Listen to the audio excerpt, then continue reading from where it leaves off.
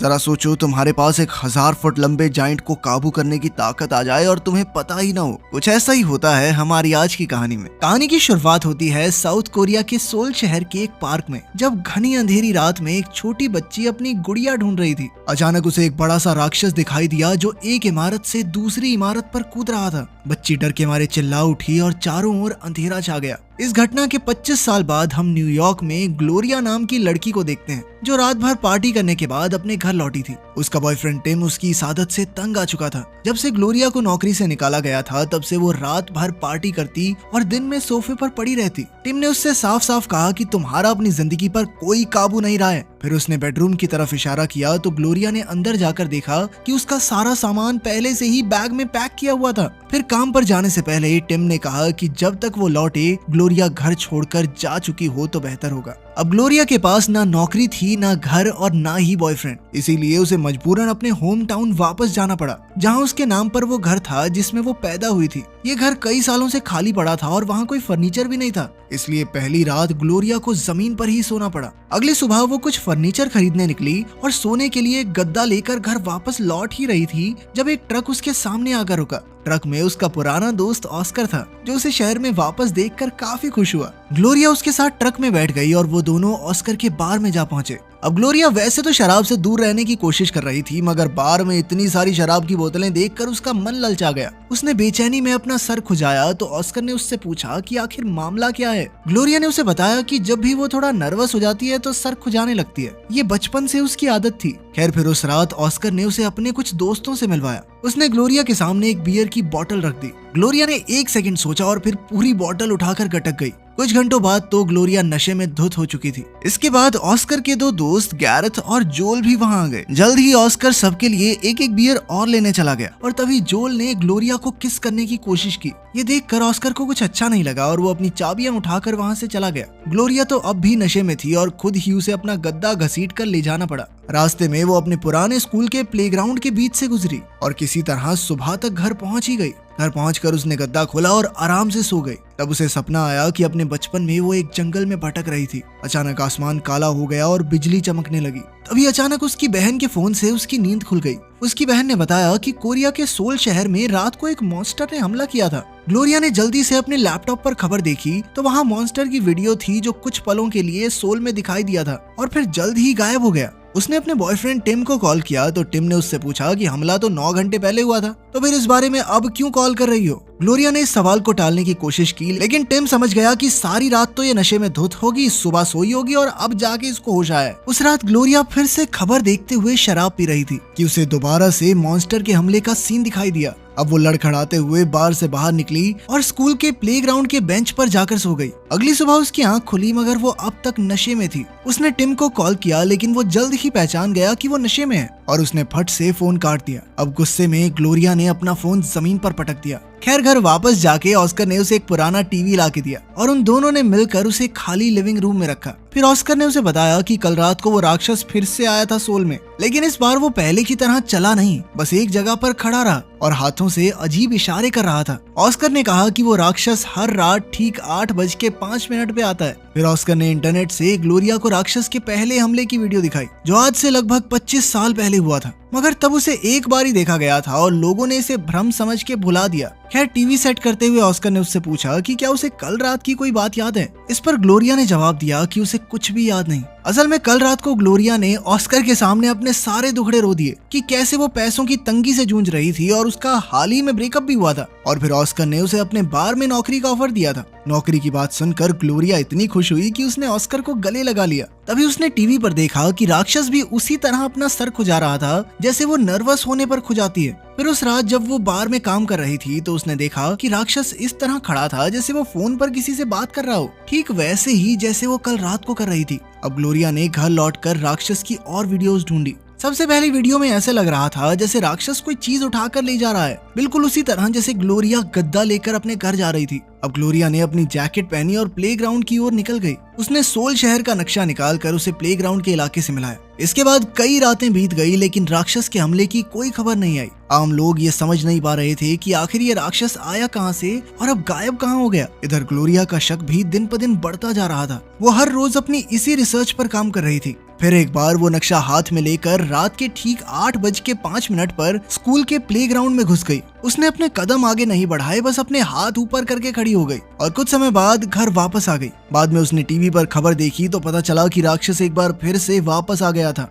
इस बार उसने किसी बिल्डिंग को नुकसान नहीं पहुंचाया, बल्कि वहीं खड़े होकर बिल्कुल ग्लोरिया की तरह अपने हाथ ऊपर कर लिए। ये देखकर ग्लोरिया को एहसास हुआ कि न जाने कैसे वो खुद ही सोल में राक्षस बनकर सबको डरा रही है। अब उसने टिम को फोन करके बताया कि उसे यहाँ एक नौकरी मिल गई है, लेकिन तभी दरवाजे पर घंटी बजी और ग्लोरिया भूल गई कि वो टिम के साथ फोन पर थी। इधर ऑस्कर और गैरेथ उसके लिए सोफा लाए थे। उन्होंने सोफा सेट किया और फिर ग्लोरिया को अपने साथ काम पर ले गए। फिर काम खत्म होने के बाद ग्लोरिया, ऑस्कर और उसके दोस्त शराब पी रहे थे कि अचानक ग्लोरिया कहने लगी कि तुम लोगों को पता है वो मॉन्स्टर तुम्हारी बहन है, ठीक है। ये सुनते ही सब भौचक्के रह गए और उन्होंने मिलकर प्लेग्राउंड जाने का फैसला किया। वहाँ जाकर उन्होंने सोल में चल रही लाइव फीड खोली और फिर ग्लोरिया प्लेग्राउंड में घुसकर नाचने लगी। कुछ ही पलों में सोल में एक बार फिर से राक्षस प्रकट हुआ और वो भी हूबहू ग्लोरिया की तरह नाच रहा था। कोरिया की सरकार ने राक्षस पर हेलीकॉप्टर से मिसाइल छोड़ी, तो जहाँ जहाँ मिसाइल लग रही थी ग्लोरिया को भी दर्द महसूस हो रहा था। वो अब भी नशे में थी, इसलिए उसने गुस्से में हवा में मुक्के मार दिए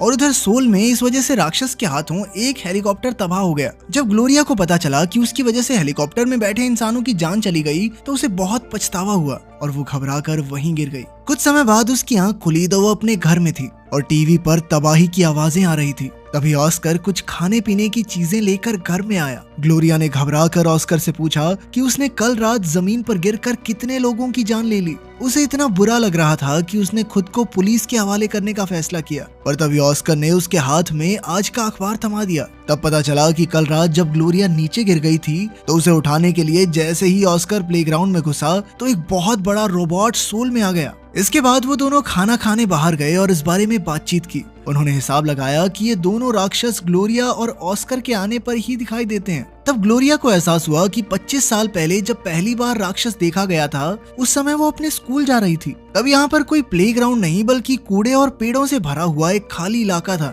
ये सोचकर ग्लोरिया को एकदम वही दिन याद आया जब वो हाथ में सोल शहर पर बनाया हुआ प्रोजेक्ट लेकर स्कूल जा रही थी। वहीं ऑस्कर उसके पीछे अपना प्रोजेक्ट लेकर चल रहा था। खैर अगले दिन वो दोनों प्लेग्राउंड के एक बेंच पर बैठकर 8:05 होने का इंतजार कर रहे थे। जैसे ही समय हुआ ग्लोरिया प्लेग्राउंड में घुसी, जिससे सोल में भी राक्षस आ गया। फिर उसने जमीन पर कोरियन भाषा में माफी लिखी और वादा किया कि आज के बाद राक्षस कभी वापस नहीं आएगा। रात को सभी टीवी चैनल्स पर राक्षस की लिखी माफी की खबर दिखाई गई और ग्लोरिया ने काम करते हुए ये सब देखा। बाद में काम खत्म होने पर वो ऑस्कर और उसके दोस्तों के साथ शराब पीते हुए बातें कर रही थी। बाद में जब जोल घर वापस लौटा तो कुछ ही देर में ग्लोरिया भी वहाँ पहुँच गई। उन्होंने साथ में कुछ प्यार भरे लम्हे बिताए और फिर अगली सुबह जब वो घर जाने लगी तो उसने टीवी पर देखा कि सोल में उस बड़े से रोबोट ने एक बार फिर से आतंक मचा दिया था। ग्लोरिया ने जोल को उठाया और वो दोनों तुरंत प्लेग्राउंड की ओर भागे। उन्होंने देखा कि ऑस्कर वहाँ नशे में धुत होकर अजीबोगरीब हरकतें कर रहा था और साथ में सोल शहर की लाइव स्ट्रीम देखकर हंस रहा था। तब ग्लोरिया ने उसके पास जाकर उसे खूब डांटा, मगर ऑस्कर कहने लगा कि कम से कम उसके रोबोट ने ग्लोरिया के मॉन्स्टर की तरह किसी की जान तो नहीं ली। ग्लोरिया ने प्लेग्राउंड में घुसकर उसे बाहर जाने को कहा, मगर ऑस्कर नहीं माना तो ग्लोरिया ने उसे थप्पड़ जड़ दिया। फिर रात को जब बार बंद करने का समय आया तो ऑस्कर ने टीवी पर देखा कि उसके रोबोट को ग्लोरिया के राक्षस से जो थप्पड़ पड़ा था उसकी वीडियो देखकर सभी लोग हंस रहे थे। अब उसे शक होने लगा था कि जोल और ग्लोरिया का चक्कर चल रहा है। तब पता चलता है कि ग्लोरिया कई दिन से शराब नहीं पी रही क्योंकि उसे डर था कि वो नशे में प्लेग्राउंड में न पहुंच जाए। ऑस्कर ग्लोरिया से पहले ही चिढ़ा हुआ था तो उसने गुस्से में टेबल पर एक बियर रखी और कहा कि अगर ग्लोरिया ने ये बियर नहीं पी तो वो खुद प्लेग्राउंड में चला जाएगा और अपने रोबोट से सोल शहर में भयंकर तबाही मचा देगा। तब ग्लोरिया ने बियर उठाई और जमीन पर गिरा दी। फिर ऑस्कर गुस्से में आकर अपने ट्रक में बैठा तो ग्लोरिया ने सामने आकर उसे रोकने की कोशिश की, मगर अब उसे अपनी नई ताकत में मजा आने लगा था। इसके बाद वो सीधा प्लेग्राउंड की ओर निकल गया और ग्लोरिया भी उसे रोकने उसके पीछे दौड़ी। अंत में वो दोनों 8:05 पर प्लेग्राउंड में पहुंचे। ग्लोरिया ने मौका देखते ही ऑस्कर को मुक्का मार दिया और दोनों में हाथापाई शुरू हो गई। ग्लोरिया ने कहा कि अब से वो ऑस्कर के बार में नौकरी नहीं करेगी, मगर ऑस्कर ने उसे धक्का देकर कहा कि उसे हर हाल में काम पर आना ही पड़ेगा, वरना वो इस प्लेग्राउंड में नाच नाच कर पूरे सोल को तबाह करके रख देगा। आखिरकार ग्लोरिया घर लौट आई और वो सोने की कोशिश कर ही रही थी कि अचानक से वो इस सोच में पड़ गई कि 25 साल पहले उस दिन आखिर वो क्या कर रही थी। उसे याद आया कि वो हाथ में अपना प्रोजेक्ट लेकर स्कूल जा रही थी तो अचानक तेज हवा के झोंके से उसका प्रोजेक्ट उड़ गया। तब उसके साथ जो छोटा लड़का मौजूद था वो झाड़ियां पार करके उस खाली इलाके में गया। ये लड़का कोई और नहीं बल्कि ऑस्कर ही था। इससे पहले वो आगे याद कर पाती, अचानक से ग्लोरिया के दरवाजे की घंटी बजी और उसने देखा कि बाहर जोल खड़ा था। वो अपने साथ ट्रक भर के फर्नीचर लाया था और उसने बताया कि ये सब ऑस्कर ने उसके लिए भिजवाया है, क्योंकि वो कल रात की हरकत के लिए बहुत शर्मिंदा था। ग्लोरिया को कुछ भी समझ नहीं आया, इसीलिए वो भागकर ऑस्कर के घर गई।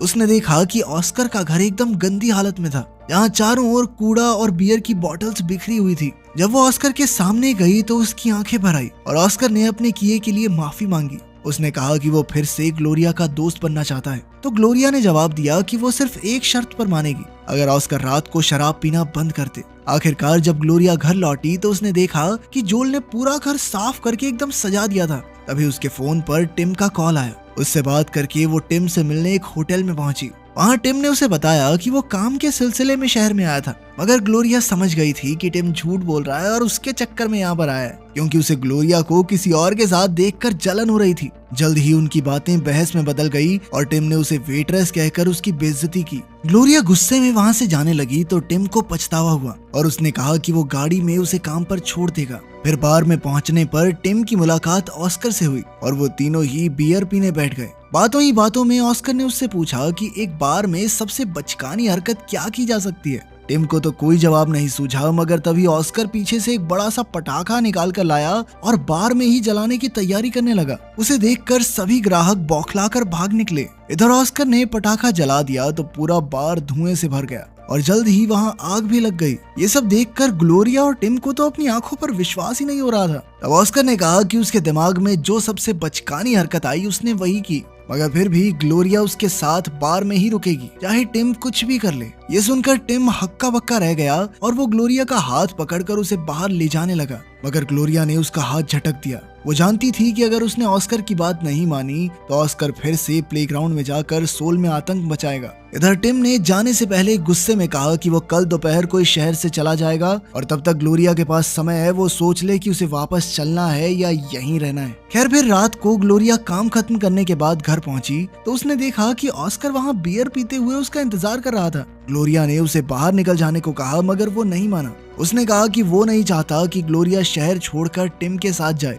अब ग्लोरिया को समझ नहीं आ रहा था कि वो ऑस्कर को किस तरह रोके, इसीलिए वो परेशान होकर अपना सर खुजाने लगी। पर तभी उसे 25 साल पुराना वो दिन याद आ गया। तब ये खुलासा होता है कि जब ऑस्कर प्रोजेक्ट वापस लेने के लिए पेड़ पर चढ़ा तो ग्लोरिया भी उसके पीछे पीछे उस सुनसान इलाके में आ गई थी। ऑस्कर को ग्लोरिया का प्रोजेक्ट मिला, उसने पेड़ से उतार भी दिया, लेकिन फिर उसे लग रहा था कि कोई उसे देख नहीं रहा, इसीलिए उसने गुस्से में ग्लोरिया के प्रोजेक्ट को तहस नहस कर दिया। जब ग्लोरिया ने ये देखा तो वो आग बबूला हो उठी और उसके गुस्से की वजह से अचानक उसके सर पर बिजली कड़की, जिसके बाद उसके माथे से खून बहने लगा। तभी ऑस्कर के ऊपर भी बिजली गिरी और वो दोनों वहीं बेहोश होकर गिर गए। उस समय ऑस्कर के हाथ में एक रोबोट का खिलौना था और ग्लोरिया के हाथ में राक्षस। ये खिलौने हूबहू सोल में आतंक फैलाने वाले राक्षसों जैसे ही थे। अब ग्लोरिया को एहसास हुआ कि ऑस्कर खुद से नफरत करता है। ग्लोरिया के मुकाबले उसकी जिंदगी बेहद छोटी और मामूली सी थी। वो उसी शहर में पैदा हुआ, वहीं पर पूरी जिंदगी निकल गई। वो बचपन से ग्लोरिया से जलता था।